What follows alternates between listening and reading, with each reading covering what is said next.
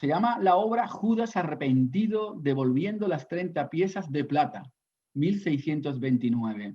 Hay unos estudios como el que estáis viendo a tinta del maestro que son una virguería, tú, virguería. O sea, esa milonga que cuentan que Rembrandt al principio empezó a dibujar y empezó a pintar de manera fina, delicada, tal, y al final de su vida va manchando, haciendo unas manchas y va encontrando la abstracción, eso es falso. O sea, este niño, este muchacho, este personaje, ¿de acuerdo? O este cúmulo de energía, ¿no?, visual, que es Rembrandt, ¿no? Este tío desde el principio tenía muy claro una cosa, que él encontraba en la sugerencia de la mancha, en la sugerencia de la línea, encontraba lo que quería hacer. Es una manera de improvisar pintando. Tener en cuenta de que Rembrandt rompe el canon de hacer un dibujo, un apunte, trasladar el apunte al cuadro, toda esa paranoia. Este es uno de los primeros que dice, ¿qué dice? Yo para hacer esto no me hace falta tanta parafernalia. Yo pego 4 líneas y dentro del cuadro empiezo a buscar. Bueno, pues este cuadro, al parecer esta obra que vaya a ver con 23 años, es una obra que él tiene varios estudios de distinta índole, más dibujado, menos dibujado. Yo me quedaría con este apunte que tiene tan bonito a tinta, donde se está dando la típica escena, súper famosa escena, ¿no?, que narra en los evangelios Mateo 27, 3, ¿no?, que tengo aquí anotado, que decía Mateo en el evangelio, decía, entonces Judas, que lo había traicionado, cuando vio que estaba condenado, se arrepintió y volvió a traer las 30 piezas de plata a los principales sacerdotes y ancianos. Él, Rembrandt, lo que hace es que de ese texto, de ese instante, ¿no?, realiza en el 29 una obra, que curiosamente la hace en Leiden, una pintura sobre ese texto, ¿de acuerdo? Mide 79 centímetros, ¿vale? Por un metro, o sea, 102 centímetros, ¿eh? Y como os decía, se encuentra en el castillo de Mulgara, en Leiden, ¿no? La obra es impresionante, de verdad, yo lo digo de corazón. Es increíble que este tipo de trabajos no sean más conocidos, estén ocultos, estén ahí en silencio, en un castillo. Ahí que tú tienes que ir al castillo y conocer la obra, y tienes que conocer, y tienes que darte con el Rembrandt. Y esto que estáis viendo es una barbaridad. Y lo digo así, una barbaridad de cuadro. 23 añitos, Rembrandt, Rembrandt, ¿de acuerdo? Entonces, claro, ¿por qué digo yo que es una barbaridad el cuadro? Bueno, el cuadro tiene detalles impresionantes, ¿no? Impresionantes. La máxima expresión la tiene los ancianos, ¿no?, que representantes de la aristocracia, como sabéis, compuesto por un mínimo de 23 jueces y un mínimo de 71, ¿no? O sea, representa evidentemente un instante simplificado de ese momento. Él no mete los 70 ni los 23 jueces ni nada. Él hace una simplificación formal del acontecimiento. Verdaderamente, cuando te metes en el cuadro de cerca, porque el cuadro es grande, bueno, sí, es grande, pero los cuerpos son pequeñitos. Al medir un metro nada más, al medir un metro nada más, ¿qué ocurre? Que tienes que tener en cuenta que si mide un metro, que puede ser esto, ¿vale? Un metro, fijaros la de piezas que hay dentro de un metro, con lo cual las cabezas son pequeñitas, ¿no? Y al ser pequeñita, él tuvo que trabajarlo con un pincel muy pequeñito.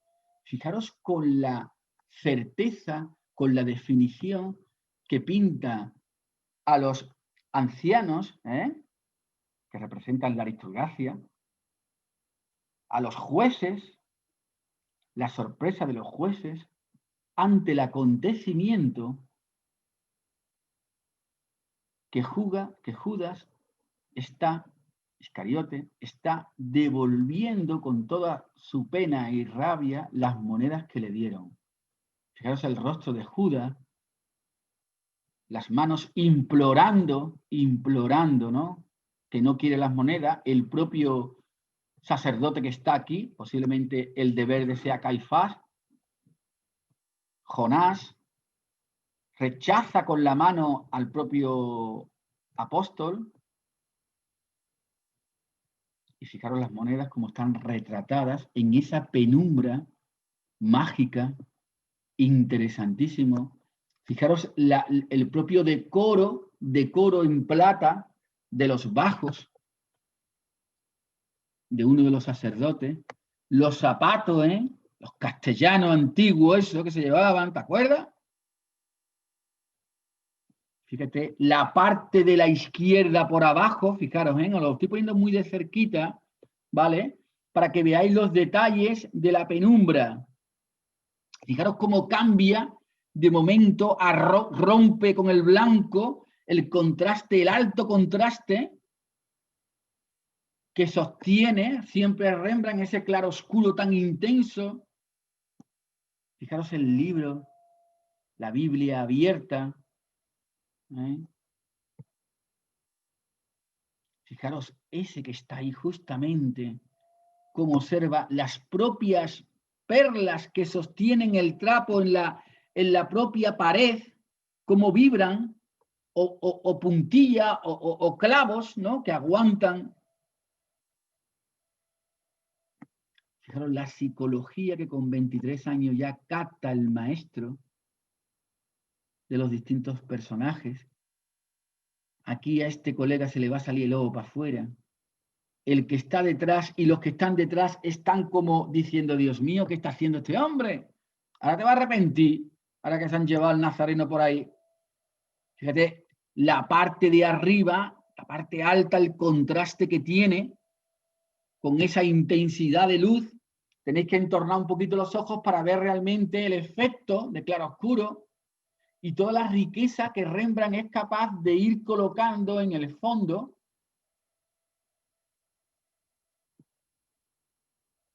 Y todo lo que él es capaz de ir sacando del fondo. Una barbaridad. La propia columna está insinuada con muy poquita línea. La tremenda columna, porque fijaros lo grande que es, cómo hace pequeño a los personajes que están debajo.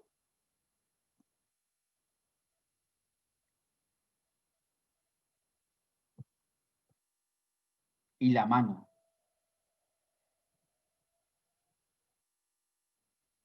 Esa mano que mantiene toda la atención en el propio personaje, que es Judas, con sus monedas justamente abajo.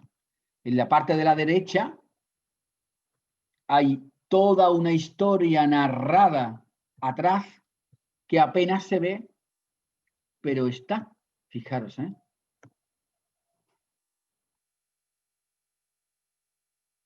Creo que importante es la vibración en Rembrandt, el puntito de luz,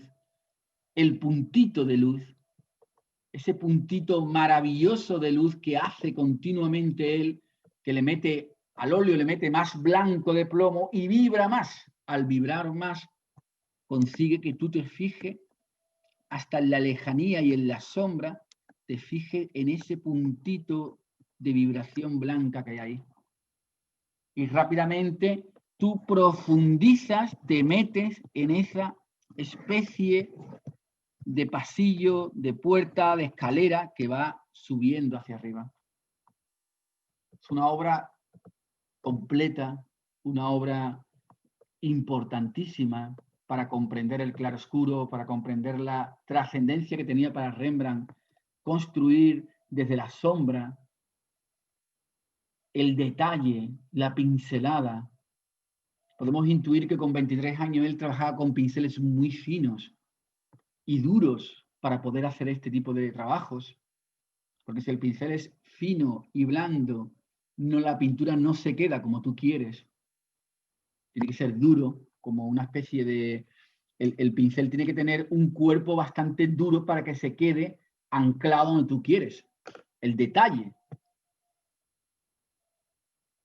Una barbaridad, de verdad. Una barbaridad de obra. descomunal, como os decía, no tiene, de verdad, yo quiero que ustedes hagáis una reflexión, los que conocéis mucho a Rembrandt, y busquéis obras de Rembrandt y la comparéis con esta. Es impresionante, de verdad. El trabajo cuando tú lo miras, por ejemplo, desde una óptica, desde atrás, ¿no? Cuando te alejas y ves el cuadro desde atrás, el cuadro evidentemente no tiene, tú no le puedes ver eso. Por eso yo digo a ustedes que hay una cosa muy importante que estamos descubriendo todos, yo el primero, es que gracias al zoom, gracias a este tipo de aplicaciones, estamos viendo de cerca detalles que son increíbles, que son increíbles.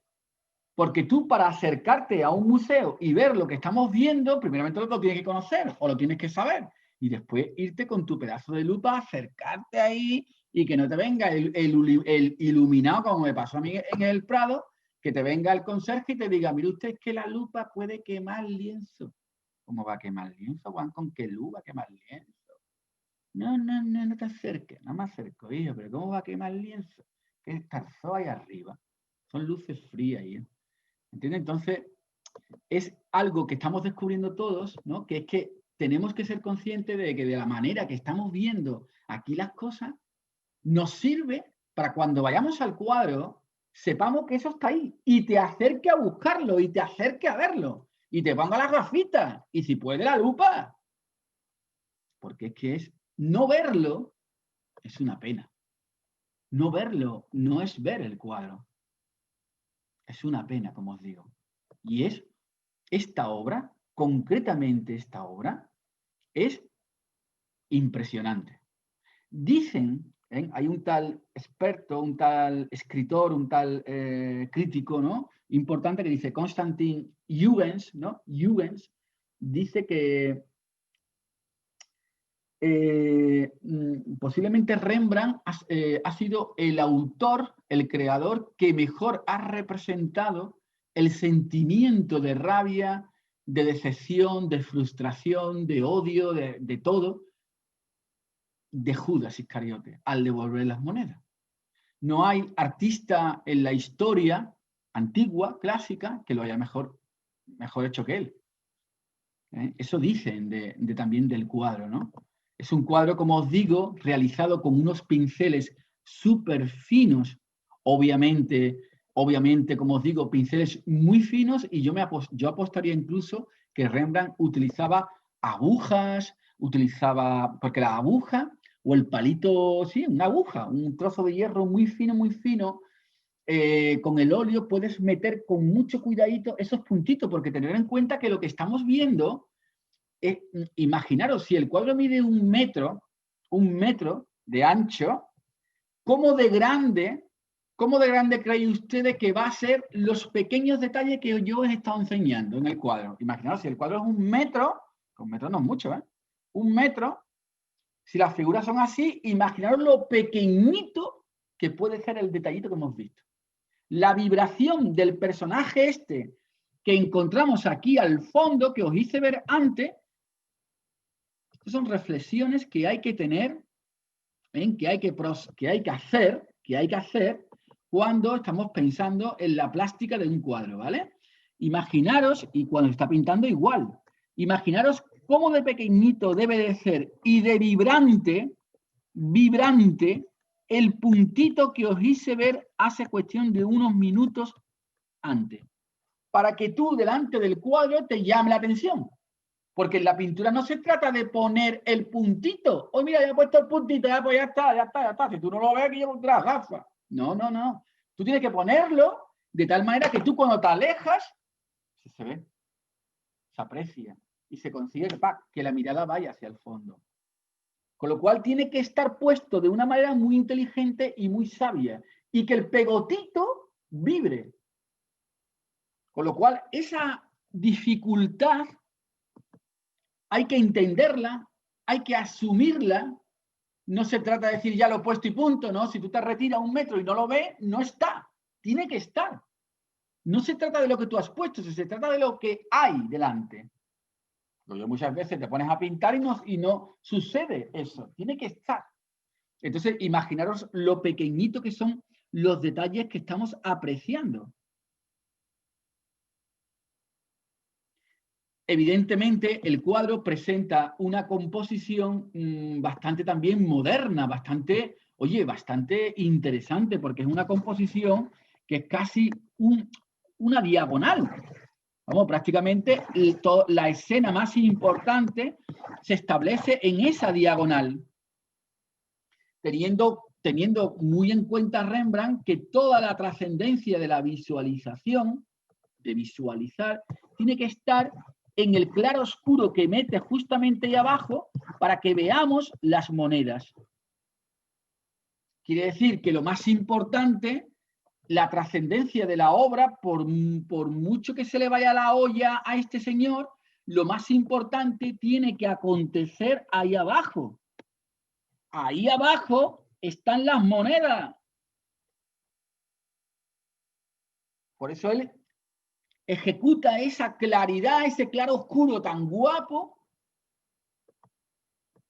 para que tú veas perfectamente las monedas.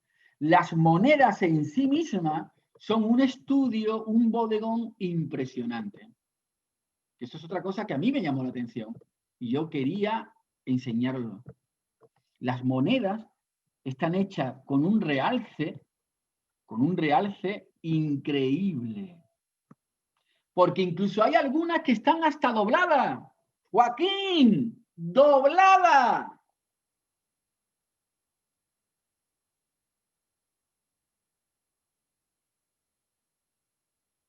Increíble. O sea, tú imagínate las monedas delante tuya, vamos, yo qué sé, pues eso es cuanto de pequeño. Y la textura del suelo. Fijaros bien la textura del suelo. Fijaros, porque una de las cosas que más se valora en Rembrandt es las calidades. ¿Qué son las calidades en un cuadro? Las calidades son la superficie, la de texturas que tiene, la de veladuras que tiene, la magia que tiene, que ha creado ahí. Y digo que ha creado ahí. ¿Quién? El sujeto. No que ha salido. No, no. Ha salido no. Como el software. Eso ha salido. No, no. Hay que hacerlo. Hay que tenerlo en cuenta. Quiero decir, esta línea la ha tenido en cuenta el señor Rembrandt. Y esta moneda doblada, que está doblada, la ha tenido en cuenta el señor Rembrandt. Y fijaros bien cómo se ejecuta también la cosa, cómo se ejecuta también el tema de la, ¿cómo se dice? De la vibración, cómo va perdiendo intensidad en la medida en que se va metiendo hacia adentro,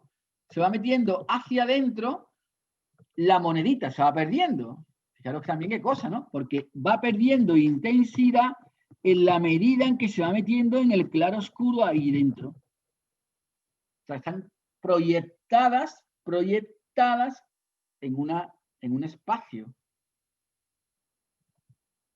También se visualiza en este espacio, un arrepentimiento. Ahí había algo pintado que Rembrandt cubre. Si se le hace radiografías a esa parte del cuadro, seguramente que ahí había algo, y él cubre con la pintura. Entonces suele hacer, como puede pasar también aquí. Esta mancha tan acentuada es posible que sea porque se ha arrepentido el maestro. Claro, lo que se aprecia en la pintura muchas veces, de manera tan visual como puede ser la plata o el oro, eso está hecho de tal manera que tiene blanco. Esto que estáis viendo aquí tan desbordante, ¿no? A la vista, eso es blanco. O sea, tú te acercas y ves el puntazo blanco. Posiblemente con un poquito de negro humo, de marfil, de un tono gris tal al lado, pero el blanco lo tiene, porque el blanco es el color que más chilla, que más muerde la vista. En ese claro oscuro, revienta. Revienta quiere decir que sale para afuera. Y eso es una de las cosas que hace Rembrandt de manera hiperinteligente, porque, claro, él te va iluminando los personajes con cada pequeñito toque, blanquito, puntito blanco, puntito blanco le va dando volumen y le va dando atención a todo lo que va aconteciendo. La propia moneda que se dobla surge hacia arriba como una ola en el mar.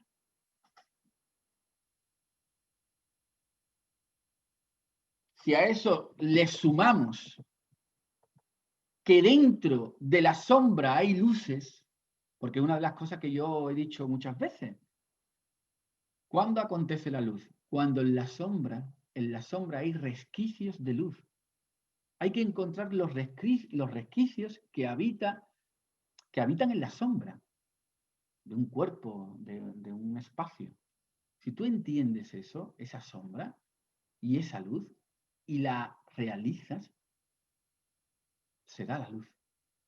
Entonces, fijaros que aquí él realiza un espacio donde en la propia sombra se concentra resquicios de luz, que obviamente se explican porque detrás la luz viene hacia adelante. Atrás hay luz. El agolpamiento de los sacerdotes no tapa del todo y el Rembrandt utiliza esa pequeña penumbra de luz que hay atrás en la sombra para crear esa profundidad de campo. Esta obra, como os digo, de Rembrandt, con 23 añitos, esta obra está llena de registros de todo tipo. Si la pintura es estructura, proporción y composición, pues tú fíjate. Si la pintura es color, contraste y armonía, pues fíjate. Si hablamos de los contrastes, se establece el contraste complementario en la zona más importante que podía hacer entre la de Jonás o Caifás, ¿no? Que es el rojo y el verde. ¿Lo veis? Es muy evidente. Muy evidente.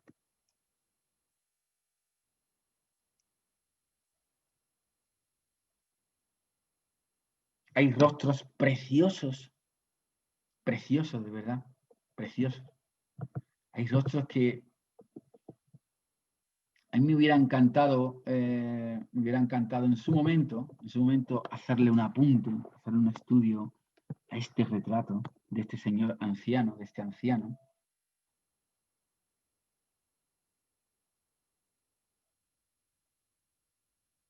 Fijaros el retrato psicológico de este hombre como dándole asco, repudio, el acto de Judas, ¿no? Que una vez que ha cogido las monedas se arrepiente y las devuelve, ¿no? Las 30 monedas. Fijaros que la propia mano, que es preciosa, la mano de este señor, es preciosa porque tiene un elemento cerrado verde y al lado tiene unos verdes, con lo cual se ejecuta continuamente el contraste complementario verde y rojo, verde y rojo, verde y rojo, lleno de sombra.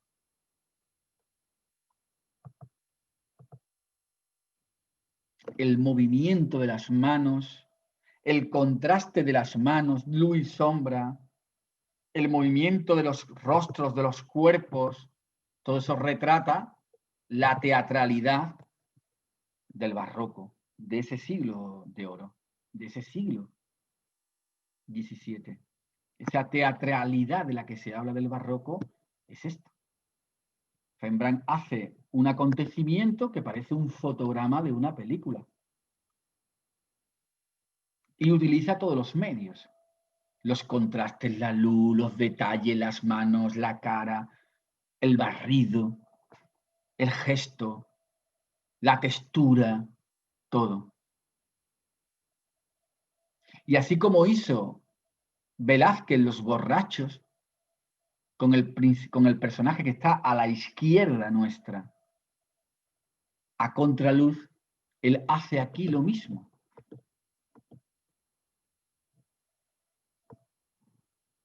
Con este personaje que sitúa justamente en contraluz a la Biblia para que las Santas Escrituras se vean perfectamente. Fijaros que las Santas Escrituras no es un blanco de la vibración de los pequeños detalles de los trajes. Fijaros, no es un blanco. La Santa Escritura es un blanco de luz divina, de luz celestial, de luz. Es un bodegón extraordinario, precioso, divino, diría yo. Cuando lo ves realmente en la lejanía, te das cuenta perfectamente de la importancia que tiene en la composición. Porque todo lo aguanta el libro. Lo aguanta el libro. Esa luz que nos invade aquí, es que todo esto es la luz del propio, vamos, es que la luz está ahí. Y qué interesante porque perfectamente se podría relacionar a nivel de un pequeño vistazo, se podría perfectamente relacionar esta con esta y crear una sensación visual entre estos dos puntos. Con lo cual, ahí abajo se concentran las moneditas del señor Iscariote.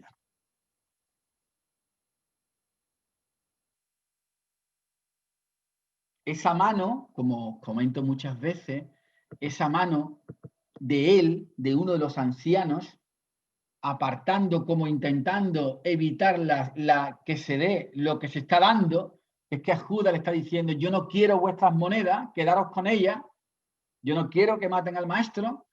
Esa mano realmente, por la colocación, no tiene más remedio uno que mirar al propio Iscariote, que es el personaje menos trascendente visualmente hablando de la composición.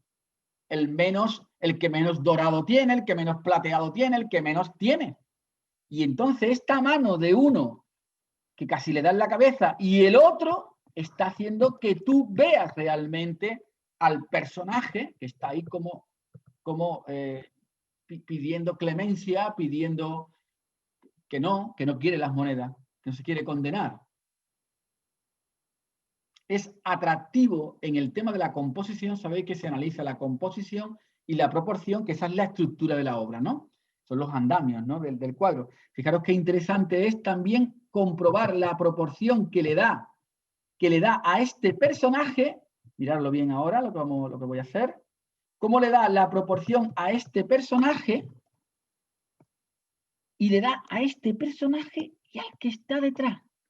Con lo cual, nos da totalmente el permiso para adentrarnos y bajar la escalera.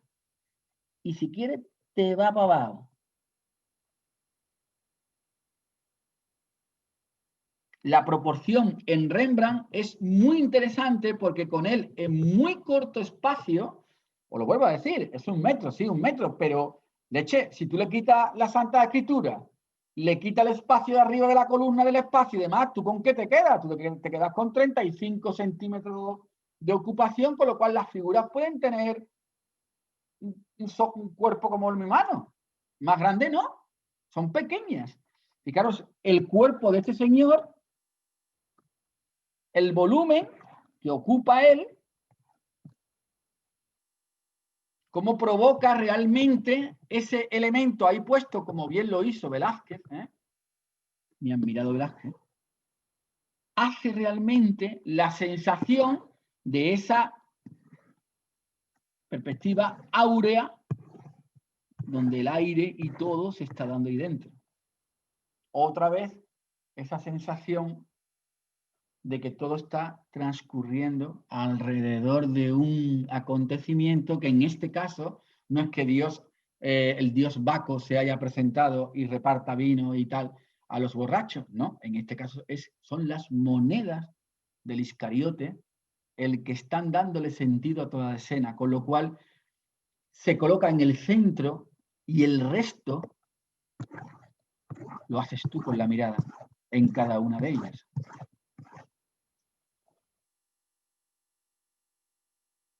evidentemente Rembrandt, para hacer todo esto que estáis escuchando, pues claro, pues hacía estudios, apuntes.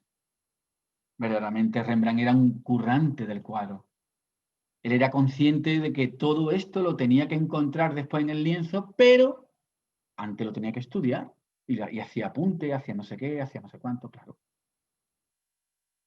Decían que rara vez llevaba digamos, un dibujo milimetrado, cuadriculado al lienzo, que buscaba en el lienzo continuamente imperfecciones para sacarle partido.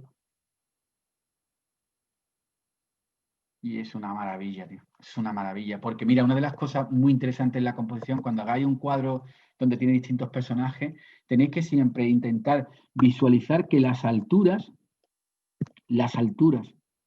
de las cabezas indican la profundidad, la lejanía del espacio. Te habla realmente del espacio, fijaros, ¿eh? Donde he puesto una rayita hay una cabeza.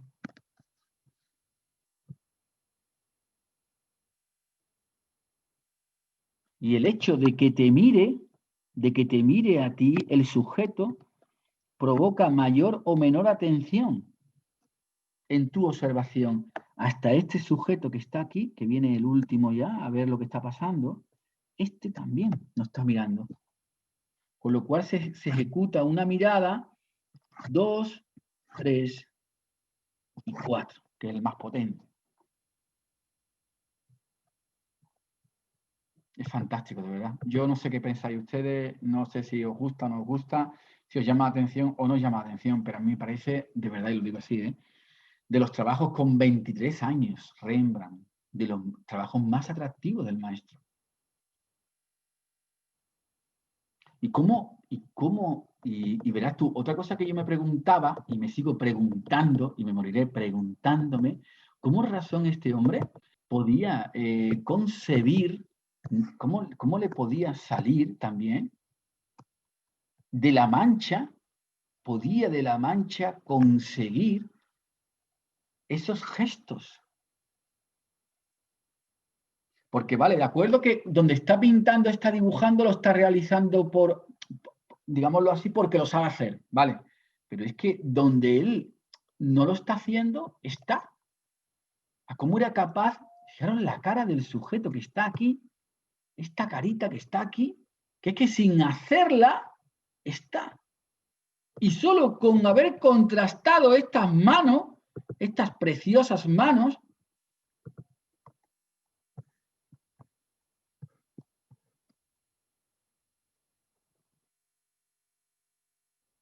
se provoca el efecto de ver la cara de este. Está completamente en penumbra.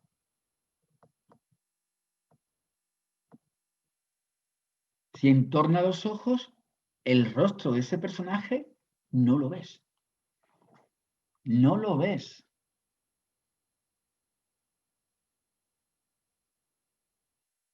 Y qué bonito es, y lo digo así, bello, el turbante de mi primo, ¿eh? Qué bonito. Ese rojo, ese verde, ¡ah, qué bonito! Y el ojo este, que parece de cristal, y se le va a salir.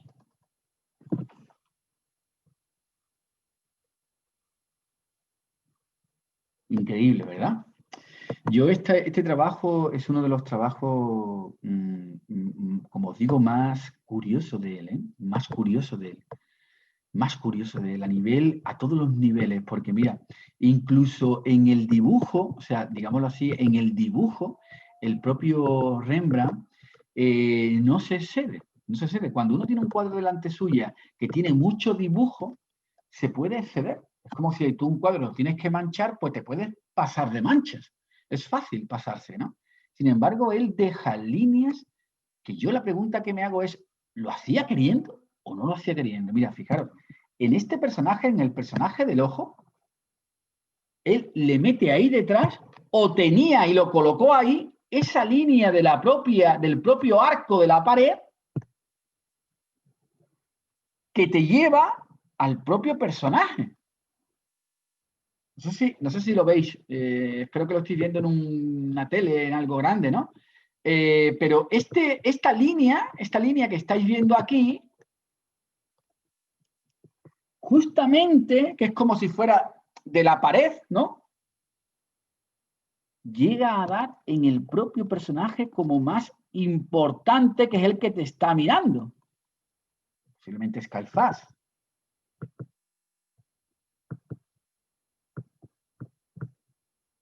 Fijaros el realce tan delicado que tiene este personaje aquí, con esta pequeña cuerdecita o cordón que le sale del propio gorrito que tiene.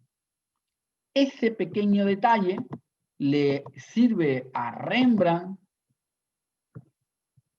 para que la vista no deje de encontrar la profundidad. Hay una profundidad impresionante desde aquí hacia el fondo. Si ese detallito no estuviera ahí, posiblemente pues se perdía perfectamente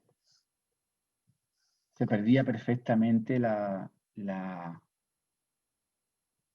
profundidad.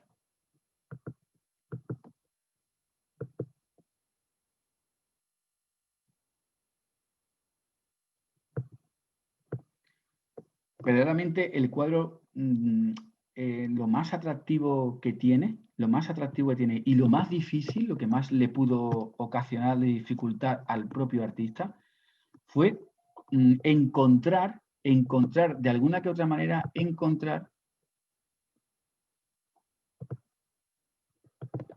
estos detalles, estos puntitos de blanco, para que se diera la sensación de luz.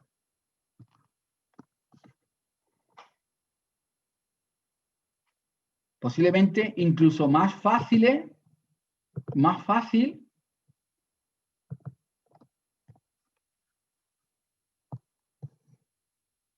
esto que estáis viendo es más sencillo de realizar, tiene más orden que los pequeños detalles que se ocultan en todo el cuadro. Como os enseñaba este señor, que es precioso, que sube las escaleras. Esto es, de verdad, esto es lindo, ¿eh? Un puntito de luz, ¡pah!, que moviliza tu mirada, provoca una sombra, una luz, qué bonito. A mí siempre me ha atrapado mucho eso, de verdad, me ha parecido muy interesante. Y de hecho, cuando contemplamos el paisaje, el cielo, la propia agua, ¿no?, que golpea la arena, ¿no?, en la orilla, ¿no?, la vibración, la pequeña luz, ¿no?, el pequeño resquicio de vibración provoca toda la profundidad, ¿no?, de la observación. Y eso, esta obra del propio Rembrandt es una maravilla. Una maravilla. Hay una cosa más que os voy a comentar del propio trabajo, que me parece otra barbaridad del propio Rembrandt. Era que, verás, todavía tengo aquí una foto más interesante para poderlo llevar a cabo. Sí. Mira, fijaros, Rembrandt hace algo que lo hacía él, Es que dentro de la escena, vamos a ver este cuadro, como si se viera en la realidad, que es así, ¿vale? En la escena, cuando tú ves el cuadro, claro, tener en cuenta una cosa, cuando tú estás viendo en un museo un cuadro como estáis viendo ahora mismo lo estáis viendo mal. Porque este cuadro, tal como yo lo estoy viendo en mi pantalla, yo no sé usted en vuestra tele, pero tal como yo lo estoy viendo en mi pantalla, tiene como una demasía de luz por arriba. Le está dando mucha luz, hay demasía de luz aquí arriba, con lo cual, ¿qué ocurre? Que toda la oscuridad y el claro oscuro lo revienta. Las obras de Rembrandt, como son obras donde se potencia muchísimo el claro oscuro, el tenebrismo ese, hay que verlas con una luz interesante. Ese es el problema que tienen los cuadros donde hay mucha luz, mucha sombra, que tú no le puedes poner cualquier iluminación, ni le puedes poner en cualquier sitio, porque entonces tú te cargas la luz que tiene el cuadro. ¿Explico? Entonces, las obras de Rembrandt, la mayoría de ellas, tienes que verlas en condiciones. Yo quiero explicaros que esta obra, tal como la estáis viendo ahí, no se ve en condiciones. ¿Por qué? Porque de esa manera está quemada la imagen. ¿eh? Entonces, hay una cosa muy interesante que podemos visualizar en la obra, que es que, un momentito, vamos a verlo, es que cuando tú ves el cuadro de esta manera y entorna los ojos un poquito, veréis cómo él va perdiendo totalmente el retrato de algunos. Al perderlo, quiere decir, al no definirlo, al no realizarlo, tú le quitas importancia. Os voy a poner un ejemplo, ¿vale? Este no tiene retrato. Este sujeto tampoco. Este más de lo mismo, porque no se aprecia, no se ve. Este obviamente no tiene retrato. Si tiene retrato ese es la niña del exorcista, que da la vuelta con la cabeza. No tiene retrato. Entonces, ¿qué ocurre? ¿Quién tiene retrato? ¿Quién tiene para que tú observes el retrato? Pues los demás.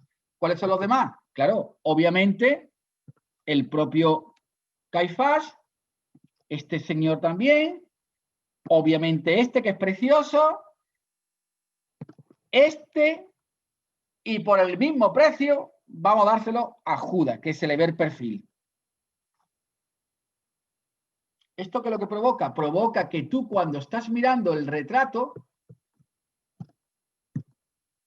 tú estás mirando el cuadro, tú observas con mucha más claridad esas cabezas, con lo cual se va oxigenando tu observación en la medida que vas observando. Esto es importante tenerlo en cuenta. Si tú, por ejemplo, mira, un ejemplo, si tú, por ejemplo, trazas, dibujas o pintas un bodegón de flores y tú todas las flores le das la misma importancia visual, ya sea con los colores o ya sea con el dibujo, la misma importancia visual, todo llama la atención por igual. ¿Y qué ocurre? Que te satura la vista, te cansa. Si tú quieres que esta flor llame la atención mucho más que esta, no le puede dar toda la importancia a esta y a esta por igual, ni el tamaño ni nada. Entonces, esto lo hace Rembrandt muy bien, porque Rembrandt, al tú estar contemplando el cuadro, tú que estás contemplando, tú de una mirada contemplas rápidamente, contemplas a este sujeto, contemplas obviamente al que se le va a salir el ojo, contemplas a este que está al fondo, que al estar al fondo es el que está más lejos de los dos esos, con lo cual se ve la profundidad de manera increíble. Y en un tercer, cuarto plano tenemos aquí a Joaquín, que ya hace tiempo que no lo nombraba.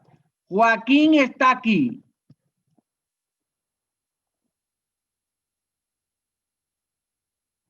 Y el hecho de que tú no veas los demás rostros oxigena el tema.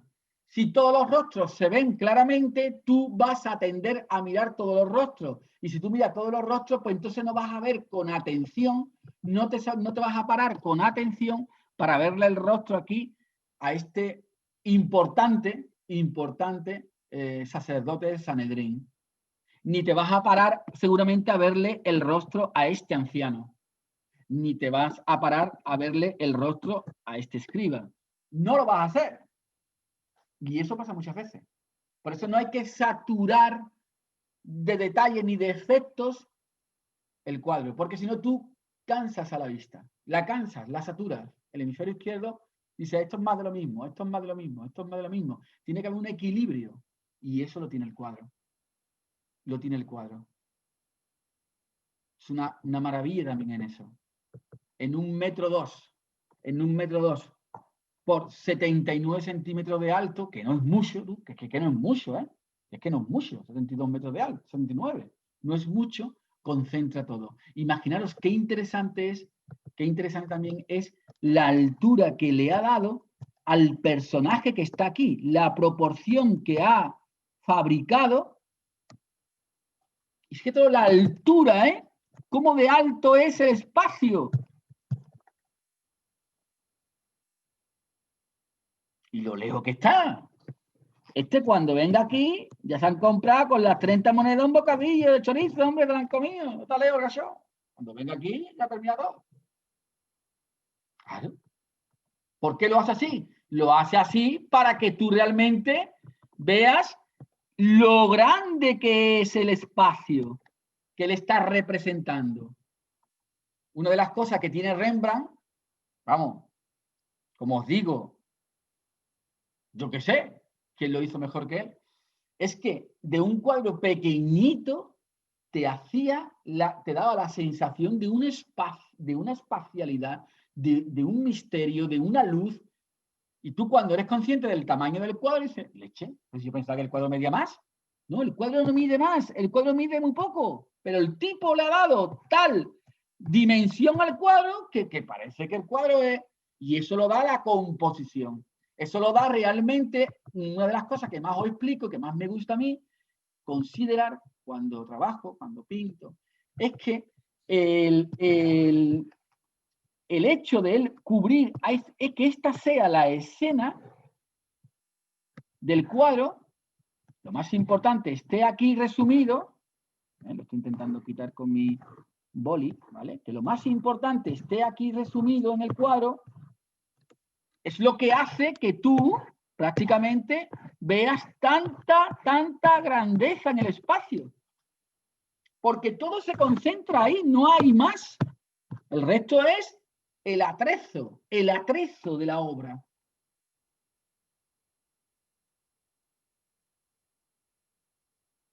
Con lo cual, daros cuenta lo importante que es visualizar que todo esto en este sólido capaz se concentra lo más importante del cuadro. Bueno, dejando aquí a mi primo o a quien que está subiendo la escalera. Ahí está la grandeza. Ahí está la grandeza. Si él retrata la misma escena, si él hace lo mismo, pero le quita espacio, imaginaos que termina el cuadro ahí, no es lo mismo. No es lo mismo. ¿Eh? Con lo cual es trascendental considerar el espacio y considerar la altitud y considerar la grandeza, ¿no? La grandeza que tiene la obra, ¿no? Con lo cual, esta obra que os he mostrado en la primera parte del taller de hoy viernes, de Rembrandt, Judas arrepentido devolviendo las 30 piezas de plata del 1629, que se concentra en un castillo de Muldrac, es una barbaridad, es una maravilla. Me encantaría saber si alguien lo ha visto en vivo, estando allí. Como yo sé que viajáis mucho y os movéis mucho, ¿no? O antes, ahora ya no. Lo habéis podido ver, ¿no? En vivo. Vamos a hacer un descansito ahora, si os parece bien, de 8 minutitos y continuamos a la vuelta del descanso, ¿vale? Y empezaremos a visualizar obras distintas entre sí y muy, muy interesantes, ¿vale? Espero que os haya gustado esta primera parte.